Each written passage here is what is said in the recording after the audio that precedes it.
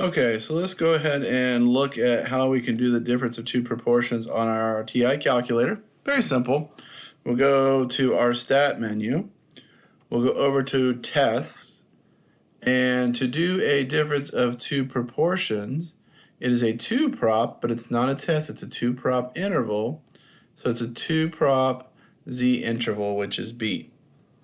So very simply, if you want to do the one we did before from the notes, where we had 5 out of 50 students who did not study got an A, it's 5 out of 50.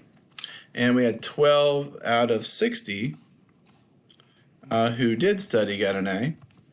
We'll change our confidence level to 90%, and that's all you have to do. It will pop out a confidence interval for you, and you can see ours was negative 0.21 to 0.01, and so rounding very close. It also tells you what your proportions are, your sample sizes, so it kind of gives you all right there for you. So a real handy way to find those confidence intervals.